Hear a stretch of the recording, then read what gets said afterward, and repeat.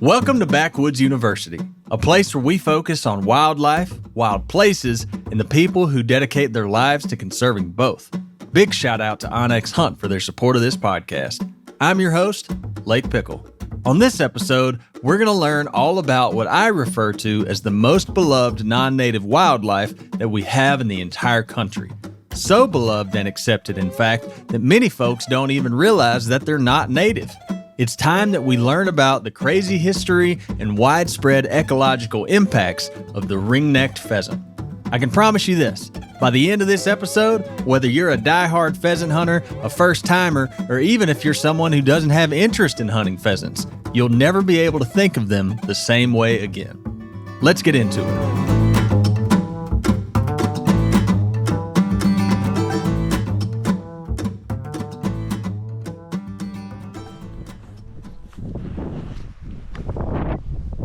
It's the second week of November, and while my phone is steadily going off in my pocket with deer activity and hunt updates for my friends scattered across the country, I'm walking across a wind-whipped North Dakota prairie to a small pocket of cattails that I spotted on my onX map.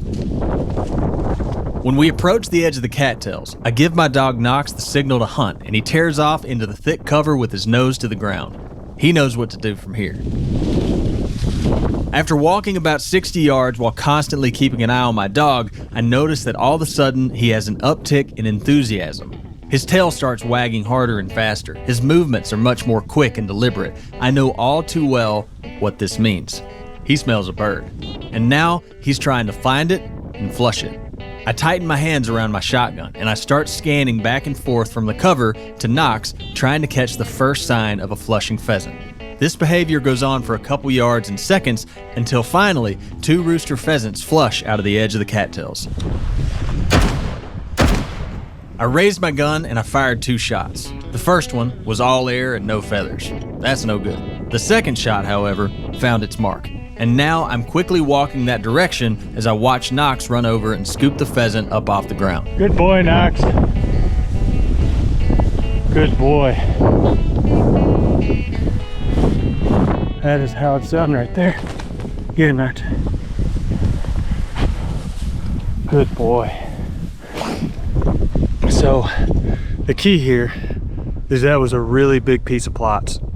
And the pheasant cover on it is limited. So if you were actually with a group of folks, a lot of, 2, 3, 4 guys would probably drive past this and go, it's not worth us stopping. But when you just have one guy and one dog, those little pieces of isolated cover are actually exactly what we are looking for, because it's a lot easier to work that way, and Knox was all over those. That was awesome. Hopefully you heard me say in there that I was hunting on a big piece of plots. PLOTS stands for Private Land Open to Sportsmen, a walk-in access program that you can see in both North and South Dakota. It's a really cool program and one of the many positive effects that pheasants have on a landscape, which we're going to dive into much more detail on. But before that, we need to hear one more hunt. What direction are we going? Edge. Now, I'm in South Dakota, and once again, I'm walking across a prairie with my dog. Only this time, I have my wife Lacey hunting with me. Lacey's first time pheasant hunting was last year in 2024, and she liked it. So, in November of 2025, she wanted to give it another go. This time, instead of hunting plots, we're hunting a piece of path property, PATH, which stands for Public Access to Habitat, another public hunting access program brought about in part by the presence of pheasants on our landscape. We're going to learn a lot more about this stuff later, but it's important we get to experience this part of it first. Hey, rooster, rooster, rooster, rooster. Heck yeah. Stay ready, stay ready. Knox has it. Come here, bub. Knox, here. Out, out. Nice, Lacey. Nice. Public land pheasants, they are not a walk in the park, but we stuck with it and managed to kill a few. Makes you wish you had one more day when you hear all that. Well, I think Lacey needs a foot massage. I think. Are you offering? No. I was like, this is new. I think Knox needs some water and some food, and but yeah, hopefully y'all have enjoyed tagging along. We've walked a lot and managed to have a little bit of success. So yeah, proud of you. Thank you. You did good. Thanks for taking me. Proud of you too, man. There's a good boy. Man, those are some fun times. And if an ounce of the fun that I have on these trips make it through the speakers and into your eardrums, I'll be satisfied. But, as always, let's zoom out on this. So far, all we've covered is that pheasants are non-native wildlife. And hopefully, from the hunt audio y'all just heard, you've gathered that they are a right smart of fun to go and hunt. But there's a much, much bigger story here. One that I dare say will leave you rather mind-blown at the history of it and the vast effects that this bird has made on the North American landscape. However, I'm not going to be the one to tell it to you. My name is Jared Wickland. I'm Director of Communications for Pheasants Forever and Quail Forever on a national level. So I oversee all of our press releases, story information, that's going out on our website and to news sources. I do a lot of podcasts and interviews. I work on National Pheasant Fest and Quail Classic, sort of our big annual convention that travels around the country.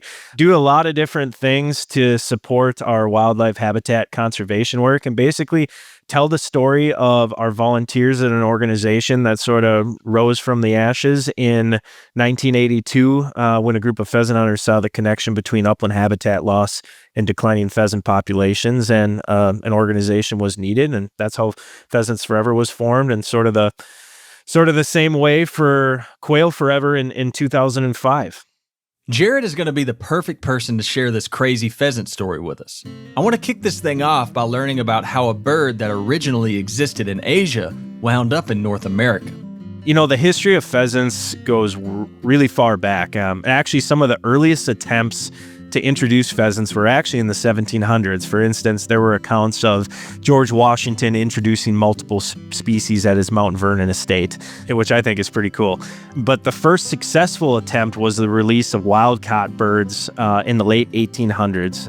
It was in 1881 in the Willamette Valley of Oregon by a guy named Judge Owen Denny. At that time, he was the consul general in Shanghai, which was like the top diplomatic post in China from the United States. And after he introduced pheasants, it was about 10 years later, really late 1800s, 1892, I think was the date, when Oregon held its first pheasant season. And in that, decade or so after releasing birds, and they were released into a landscape with a lot of grass, a lot of small grains at the time, they harvested 50,000 pheasants that first year. I'm going to let Jared get back to his story, but I have to spend a little bit of time on this first key fact because I find it so fascinating. Owen Denny, a man appointed to the U.S. consul in 1877 in Tianjin, China, would eventually become consul general. Denny became fascinated with pheasants, wild pheasants, that he saw and had personal experience with while in China, and that hatched the idea that they may do well in Oregon. And after 2 attempts of trapping wild pheasants in China, shipping them across the Pacific, 29 live wild birds made it safely to Portland, Oregon, and were released onto his brother's farm in Lynn County. They had immediate help from the state legislature by having them protected from harvest for 10 years. It is said that they took to the area so fast that they became, quote, pests. And there's an excerpt from a newspaper article written by a man named Don Holm that says, "Indeed, they became pests that drove off farmyard roosters. They ate their grain and even made off with their hens." Just think about that for a minute. A guy ends up appointed to a position in China. He catches a fascination for these birds, and while he's over there, he decides, hey, those may do well at my brother's farm. So he live traps them, puts them on a boat, ships them across the ocean. 29, just 29 of them make it back to Oregon, and somehow, some way, that leads to a pheasant population so healthy that my wife and I can go and hunt them on publicly accessible ground in the Dakotas and find success. Crazy. Okay, I'll shut up now. Back to you, Jared. The birds just took to the landscape at the time, which was a lot of grass and small grains, which pheasants at that time really took to. So after they had their first pheasant season, there was a lot of wild-caught pheasants, so they call them the sort of F1 generation, where people were taking them and distributing to other landscapes throughout the United States, like the South Dakotas, the Minnesotas, some of those. And other introductions followed over the next couple decades, and by the 1930s, pheasants were pretty darn near established coast to coast across America. Like states like Pennsylvania, New York, some of these eastern states that used to have this very large culture of pheasant hunting, they've lost so much grass in that time that, those populations aren't what they once were. But you've got states out east that were also shooting over 1 million birds per year for a lot of years in a row. So it's like this cultural phenomenon, I think, that once pheasants took hold, they went from a non-native introduced species to this iconic form of wildlife that spread throughout the western states, the Great Plains, and then through the eastern coast as well. Iconic form of wildlife. I want to ask Jared more about that. But first, there's one small Easter egg of information in there that I just can't let slide by. If you recall, Jared said that after the first successful pheasant hunt in 1892, it became a popular practice to catch wild pheasants and release them into other areas of the country, such as the Dakotas and Minnesota. And in the following years, this led to them being introduced, or at least attempted to being introduced, in the rest of the country. So let's think back to the Fanny Cook episode, one of my favorite episodes that we've done so far. You should go back and listen to it if you haven't already. In Miss Cook's episode, we make mention of a game status report that was written by Aldo Leupold in 1929 about the state of Mississippi. And in that report, Leupold says, quote, "Pheasants have been tried, but so far failed. It's likely not possible to introduce them." So when Jared says that they had been attempted across much of the country, he means it. I mean, think about it. When you think about pheasant country today, does Mississippi come to anyone's mind? My guess would be no. But hey, we tried. Even today, though, it's not that far off where, you've got wild pheasant populations that go all the way down, Oklahoma, Texas. I mean, as far as Mississippi goes, you're not that far off base from where wild populations currently have taken hold. There's information out there talking about like having enough calcium and other minerals in the dirt that allows for pheasant eggs to form the right way. There's certain areas of the country where pheasants do really well and other areas where they struggle, and sometimes soil types can play into that and the amount of nutrients that they have in order for pheasant eggs to make it, which I find a little bit interesting. Interesting stuff, Jared. But now I want to focus in on that iconic form of wildlife title that the pheasants have earned. Most commonly, wildlife species don't just get handed that title. They have to do something to earn it. And what I learned in the making of this episode is that pheasants did quite a few things to earn that title. The ringneck pheasant is the official state bird of South Dakota. You ever seen the South Dakota quarter at all, Lake? Yeah. So the back of the quarter is a rooster pheasant that is flying over Mount Rushmore. They love their pheasant so much and revere it so much that they minted it on the back of their state quarter, which I think is pretty cool. I always thought it would be awesome if the eyes of, Mount Rushmore and the presidents were sort of looking up, and shouting rooster while that thing's going over. But take a look at some quarters sometime as you're going through a change bucket in your house and just look for the South Dakota quarter. I think it speaks to pheasant hunters and the culture, and especially in a place like the pheasant capital of South Dakota. But I think one of the most fascinating stories surrounding the ringneck pheasant is their place in American history as part of World War II, particularly in a place like South Dakota. In 1943, at the height of the war, the Red Cross and the United Service Organization's canteen at the Milwaukee Depot in Aberdeen had a well-known slogan. And at that time, it was "A world standout for a handout." They offered free lunch and hospitality to more than 500,000 servicemen and women during nearly 3 years of operation during World War II. In December of 1943, farmers brought pheasants to the canteen workers, and the pheasant salad sandwich became a significant part of the menu, and that's kind of where this pheasant sandwich has kicked off from. It's finely chopped, cooked pheasant, hard-boiled eggs are in there, I believe, onion, a few other things. But there were so many pheasants in South Dakota at that time that pheasant hunts were organized to keep that canteen supplied with South Dakota state bird. And they were really plentiful. At that time in 1943, they had a pre-hunt population of 11 million birds, which is sort of mind-blowing considering right now you think that the population I think they're looking at is 16 to 18 million nationwide, and 11 million pheasants in 1943 just in South Dakota. So for those that might still travel to the state to take part in their heritage and their culture of pheasant hunting, the Aberdeen Convention and Visitors Bureau actually still has pheasant sandwiches made. And for those that are coming in at the airport, the depot, I think, has turned more into sort of a historical site now, but those pheasant sandwiches are still handed out. So I thought that's kind of a cool place in American history in World War II, giving pheasant sandwiches to servicemen and women. That's a fantastic story. Yeah, it's pretty neat. Great. And they're delicious too. I've had them before. We've been up there for media events surrounding sort of some of the public land stuff that we've done, and a couple of the lunches we've had up there. They really like to showcase the pheasant salad sandwiches, which is awesome. Another great way to make them. Yeah. So I would say, and this is my opinion, and I'm just talking about North American wildlife fishery stuff. Yep.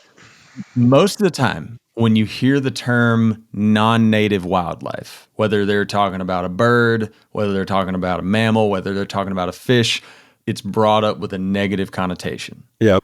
Now, take that a step even further.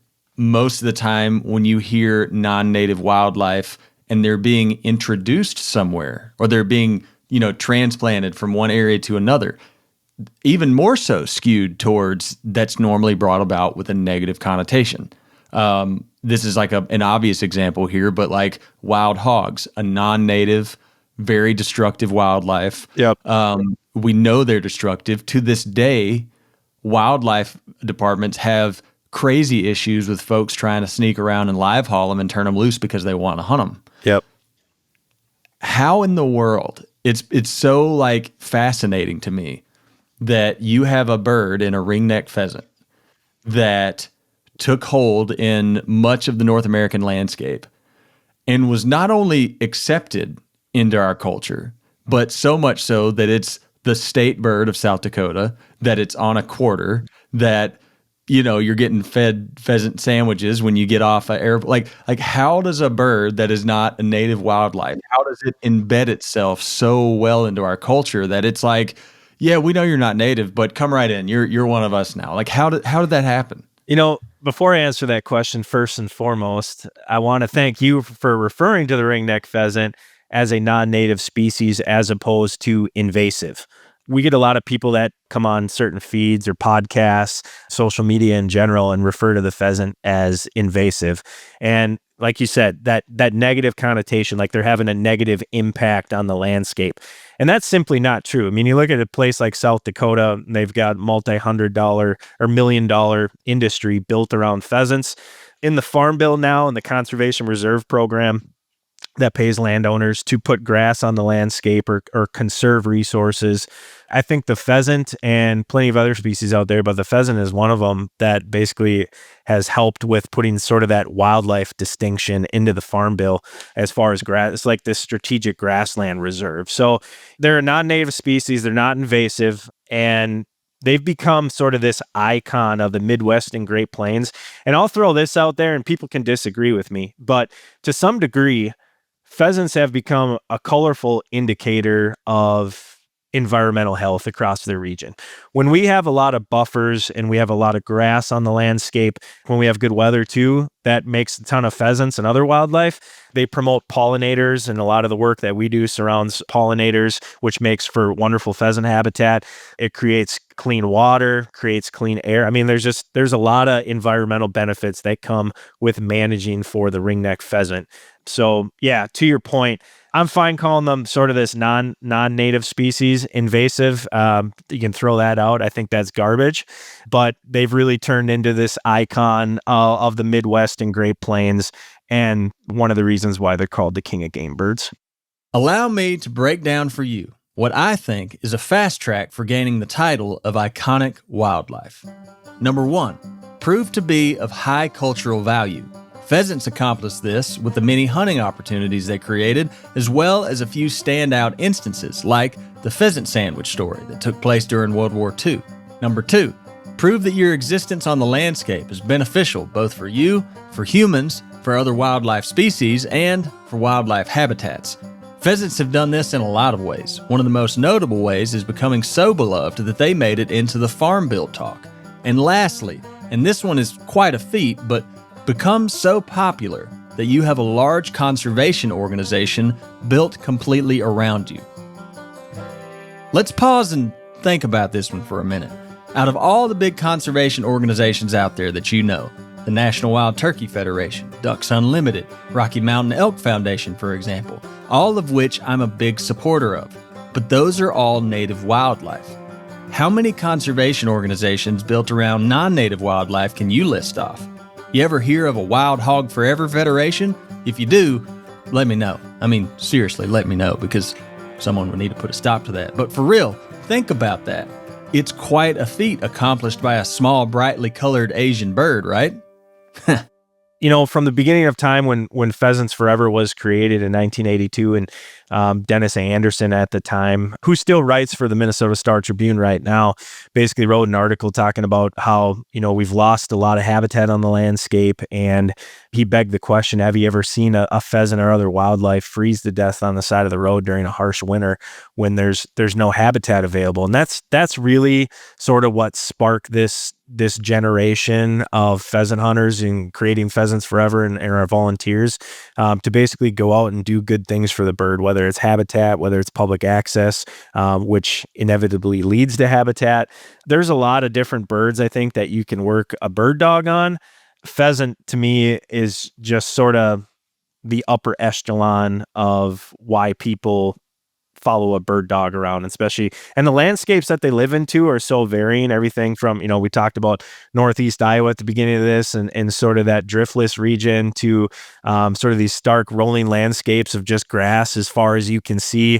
They live in tall grass prairie, mixed grass prairie, and to some degree, pheasants can still be found from coast to coast, which is why it makes them such valuable wildlife for folks to go out and chase.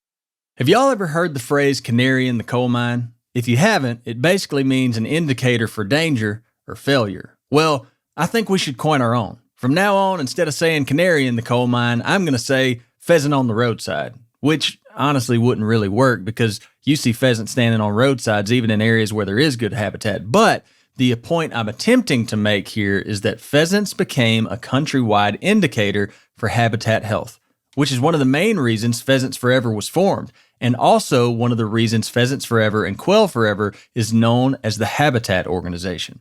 And the beauty of that is, even if an individual has a singular goal of creating more habitats for pheasants, that has compounding effects. Remember the ecological maxim we learned a few episodes back. You can never just do one thing. Actions have consequences and ripple effects, and creating more habitats for pheasants, in turn, creates more habitats and recreational opportunities for a lot of other things. Going back to our history in 1982, that group of pheasant hunters saw the connection between upland habitat loss and declining pheasant populations, decided that an organization was needed, and that's how Pheasants Forever was formed. In 2005, Quail Forever sort of followed that model as well due to declining numbers. And Pheasants Forever and Quail Forever together quickly garnered its reputation as the Habitat Organization, and that's a tagline that we still use today. I use it just about every day in the writing that I do because I love it so much. But, you know, our mission is to conserve pheasants, quail, and other wildlife through habitat improvements, public access, education, and conservation advocacy. And, you know, I think everybody's familiar with all the wonderful conservation groups out there, the Ducks Unlimited, the National Wild Turkey Federations, Rocky Mountain Elk Foundation, all these other ones. And we work with a lot of them on combined projects. But Pheasants Forever and Quail Forever, I think, is unique in that 100% of the decision-making control over the funds raised by local volunteers. So we've got 765 chapters right now throughout the United States, in every state right now, which is pretty cool. But the decision of how to use those funds stays local with the chapter. So they use those for wildlife habitat conservation efforts in their own communities. And then we also have a number of different awesome programs and initiatives, whether it's the advocacy side and supporting what we do in Washington, D.C., because the stroke of a pen can change things there, as people know, in a very short amount of time, to our PATH program, which is our public access to habitat program that was formed a year and a half ago after some trial and error. And that program has really grown to be sort of a mainstay. We still do land acquisitions in our Build a Wildlife Area program. We've conserved 243,000 acres of permanent land acquisition here since 1982, which is awesome. If you hunt the outside of those, just the outside of those acres would take you all the way from mid-Canada down through mid-Mexico. But the new PATH program is unique in that we provide an extra incentive to landowners that maybe want to get into some type of conservation reserve program enrollment, but that extra incentive is used for walk-in access. We combine it with state access programs, and we've had a lot of success doing it. In the last year and a half now, we've got about 130,000 extra acres on the landscape for bird hunters and their bird dogs to roam, to go out and enjoy, and to grow wildlife. And in a lot of cases, every single contract that we have through PATH protects that property for, whether it's 5 years or 10 years that the landowner signs up for. In most cases, there's restrictions on what a landowner can do on those acres. It is meant so that when somebody shows up to a PATH enrollment right now, you're not showing up to something that's been hayed or grazed off. You're showing up to an awesome wildlife factory that is going to have birds on it when you hunt it. And we've seen that time and time again from people that have anecdotal stories like, wow, this is an awesome program, and I'm glad I found this PATH sign on this property. The final point that I want to point out with pheasants is, in most other circles, and this is just more anecdotal than like fact-based or science-based or anything, you could take turkeys, you could take deer, ducks, you could take almost any other, game that we hunt. You could take it all the way down to like the single or individual level where guys are like, yeah, I'm not telling you where I'm going. Or you take it to the state level and everyone's like, yeah, go hunt turkeys, deer, just don't come to my state and do it. Or, man, we got too many non-residents. Yep. And I'm not I'm not down on the other side of it by any means, because like, Lord knows, I would probably give you my bank account information before I told you where my turkey spots were. But pheasant hunting might be the most welcoming style of hunting that I've ever come in contact with. I think you're onto something there. There's like this community aspect of pheasant hunting. Now, I love going out by myself and just my bird dog and tracking down a wily rooster and having it retrieved to hand. That's awesome. But there's a community aspect of hunting with friends, hunting with family. We just had a lot of openers here the past couple weeks. This past weekend was Iowa, which Iowa's set to shoot upwards of 750,000 roosters this year. It's going to be probably their best pheasant season in the past 25 years. South Dakota, Minnesota, both had wonderful winters. They had huge increases in birds, and sort of those opening day photos that you see of people smiling, the kids holding roosters, and a lot of limits were taken. And that's not necessarily what it's about, but in modern day glory days, I think kind of we're going through a little bit of that right now. The last time we saw that was probably around 2007, 2008, before the Farm Bill flipped over and we lost a lot of acres in a lot of states. I mean, those were modern day highs at that time that were right in line with how many acres of grass were on the landscape.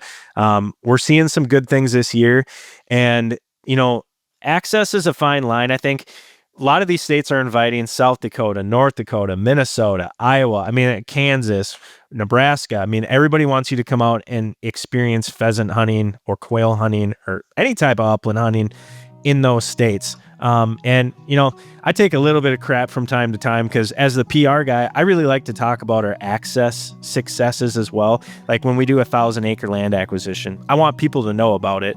But then there's also that blowback, right? Like, oh, looks like you guys screwed that one up, and it's like, well, not really. It's permanently protected. There's always going to be pheasants there. Like here's a for instance for you. We just did a PATH enrollment in South Dakota that was 32,000 acres. you can find it pretty easy using Onyx and some of those layers, but like 32,000 acres, like you just aren't going to go out there with 5-6 guys and walk that in a day or 2 days or 2 weeks. Like, we're trying to enroll extremely large parcels, and when we do things like that, I really like to sort of tell the story like, hey, this is Pheasants Forever, our local chapters and willing landowners providing access for you to go out and enjoy the spaces where bird dogs love to roam.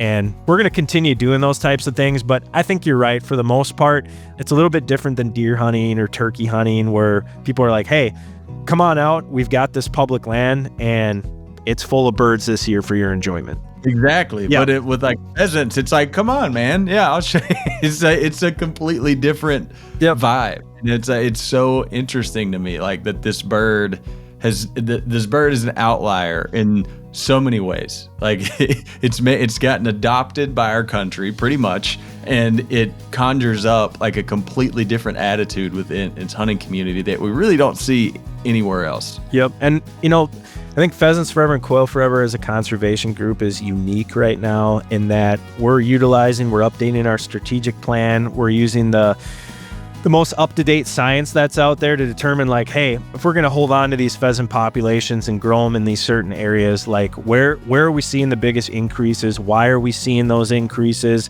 When we put public lands on the landscape, it's not like, oh, there's 30 acres, let's go out and buy it. It's strategic, right? We're creating complexes and big areas that can produce a lot of wildlife. And you pointed to it earlier. It's not just pheasants. Like, the things that we do from a grassland standpoint are wonderful for pollinators, for songbirds, huge bedding areas for deer. One of my favorite things to do, especially in Northeast Iowa when I was going to school there, was deer hunt huge grasslands surrounded by woods, and just like trying to figure out the puzzle of like where these deer are traveling. Like, they're going to go and travel through, 5-6 foot tall Indian grass or big blue stem, and trying to sort of figure out that puzzle. And then when it all comes together and you go out and arrow a big one, it's gratifying to figure that out and know that, like, hey, those grasslands are there for a reason, and all wildlife are using them. It's not just upland birds. If y'all have followed along with this show since the beginning, then you probably know by now that one of the main factors that we focus on is human impact on wildlife and wild places. And to be honest, most of the time when we talk about this, we're talking about negative impacts. Not because we go looking for the negatives, but rather it just seems to be more skewed that direction. That's why I want to make sure that whenever we come across positive human impact on wildlife, by golly, we celebrate it, because it's worth celebrating. More wildlife and more wildlife habitat is good for everything and everyone. Hard stop. Big facts. The simple truth. And although there is complexity when we start talking about the effects of non-native wildlife on the North American landscape, the ring-necked pheasant is in a class all its own. I want to give Jared a chance to wrap up this conversation with some final thoughts before we close this out.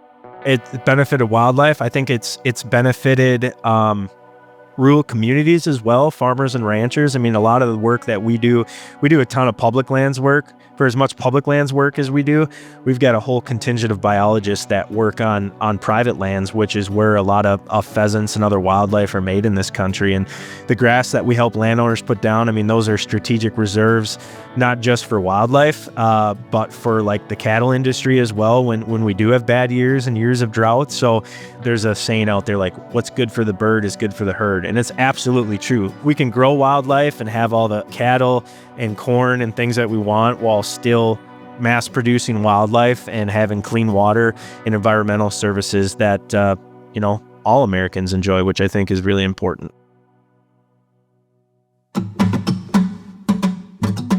I want to thank all of you for listening to Backwoods University, as well as Bear Grease and This Country Life. It means a whole lot to all of us. If you like this episode, share it with somebody this week. Heck, here's a good idea. Share it with the last person you saw miss a pheasant. I'm sure they'll appreciate the sentiment. And stick around, because if this podcast was a pheasant hunt, we've got a few in the vest, but the dog just started acting birdie again. There's a whole lot more on the way.